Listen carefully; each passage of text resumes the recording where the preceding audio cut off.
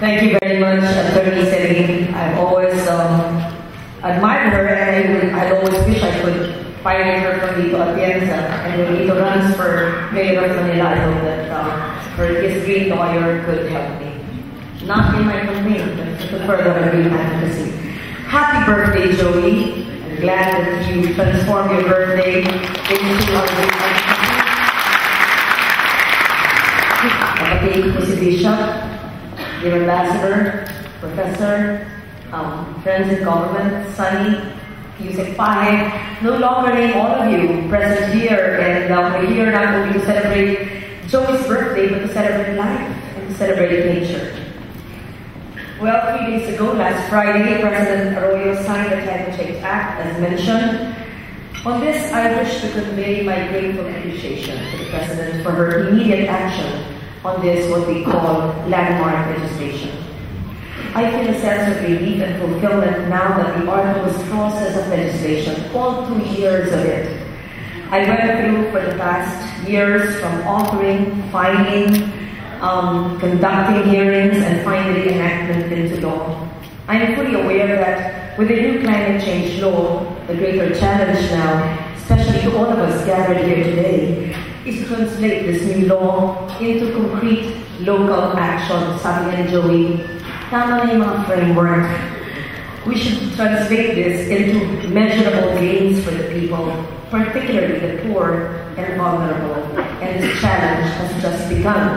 I am glad to note that we have our local government green governors here, like Governor Sally Lee and Governor Sally Perez and Mayor Abby Santiago, and I'm sure many of them will be attending because it is you, the local government officials, who are at the front liners of defense against climate change. With the grim scenario of climate change impact on our people's lives, our nation's economy, our environment, our children's future, ensuring the successful implementation of our law is not only a legal requirement, as Tony Oposa would say, but more so a moral imperative and a social responsibility. The recent flood disasters, landslide, mudslides of Ondoy and Pepe was indeed a wake-up call for all of us. It revealed to our nation and the world of nations how vulnerable our cities and communities are, and how the magnitude and event or extent of the disaster could stretch the current capacities of government to respond and recover from the losses, rich or poor, from media or from the vulnerable poorest sector. Many were affected. The recent flood disasters also suggested that climate change is indeed in our midst. And with reference to the fourth assessment report of the IPCC, I saw Dr. Lasco standing here. Give him a seat. There is more than 66% likelihood that such extreme weather brought by Gloria Macapagal-Arroyo is due to climate change. The report forewarns us that worse scenarios are bound to happen, as Sunny mentioned, in the future, with more than 90% certainty. More recent international studies have further shown that the Philippines is indeed a hotspot for climate change impact. The Mortality Risk Index, the MRI, of the United Nations International Strategy for Disaster Reduction, Jerry Velasquez is here from Bangkok, Asia Pacific head of the UNICR, ranked our country 12th among 200 countries most at risk from tropical cyclones, floods, earthquakes, and landslides.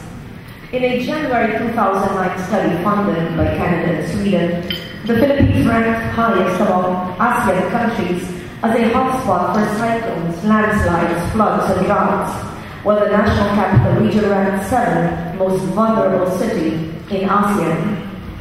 Disasters have been a fact of life for Filipinos. The impacts lingers for years.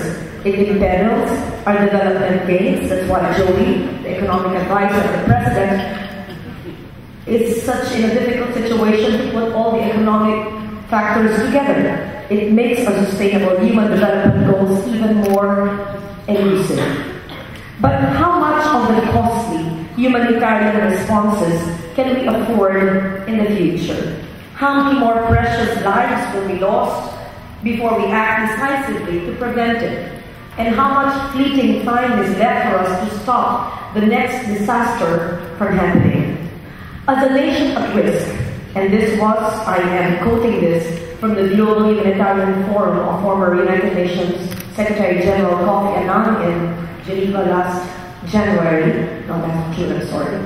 We must realize the fact that we ourselves shape the disaster risks in our midst by the way we change and abuse our environment, by the way we choose to live in it.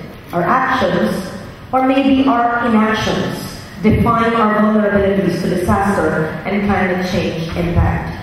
As leaders, we need to rethink our approach to pursuing and protecting our development from the regressive impacts of disasters and climate risks. We need to revisit our current frameworks, as Joey would say, and strategies for socio-economic development. For our development approaches and practices in the past decades have spoiled the disaster risks which prevail today. The Global Assessment Report, Legarda, on disaster risk reduction of the UNHCR, launched last May by Secretary General Ban Ki-moon in Bahrain, has found with empirical evidence what drives disaster risks and what makes us even more vulnerable in the face of climate impact. There are actually 3 drivers of vulnerability. First is poor urban governance. Second, vulnerable rural livelihoods. And third, ecosystems decline. Those who are probably listening in Luneta last Friday night were surprised to find out that it was not actually a political declaration, kundi paglalahat ng plataporma de gobierno. Ito pong aking sinasabi ngayon ay tinagalog ko sa Luneta noong Biyernes para maintindihan ng buong sambayan ng Pilipino. Ngayon po i-English ko para sa kapakanan ng ating mga dayuhan na kasamahan. These 3 are the so-called deadly trio, which are made even deadlier by climate change. The report conveys that dealing with climate change and disaster risks more decisively and more effectively is a key to reducing poverty and achieving the Millennium Development Goals. The report therefore calls for first, improving urban governance, which involves stopping, curbing corruption, and enforcing building codes, enhancing rural livelihoods, which involves enhancing agricultural productivity and supporting farmers better, and of course, protecting our ecosystems, which involves protecting our forests, cleaning our rivers, stopping pollution, and actually implementing and enforcing our environmental laws. Allow me to just elaborate on the 3 recommendations of this report. For example, in Japan, approximately 22.5 million people are exposed annually to typhoons, compared to 16 million Filipinos. However, the estimated annual death toll in the Philippines is almost 17 times greater than that of Japan. Overall, tropical cyclone mortality risk in low-income countries is approximately 200 times higher than in countries in the Organization of Economic Cooperation and Development, or the OECD, for similar numbers exposed. In the case of floods globally, from 1990 to 2007, the risk of death increased by 13%, despite the finding that vulnerability declined because of better early warning systems, awareness, and preparedness mechanisms, which General Ramonsa has been doing. What offsets the improvements in vulnerability was a drastic increase in exposure. The number of people exposed to floods increased by 28% in this period, while exposed GDP increased 98%. Therefore, people, houses, industries, and economies are being placed in high-risk areas. In the case of earthquakes, while global exposure is distributed across all income classes, rich, middle, and lower income, and poor countries, almost 85% of mortality risk is concentrated in lower middle-income countries. The message concerning governance is very clear. Economic development must be accompanied by the strengthening of governance capacities, such as the quality of our institutions, transparency, and accountability. Development cannot be focused only on economic gains without the accompanying responsibility of good governance.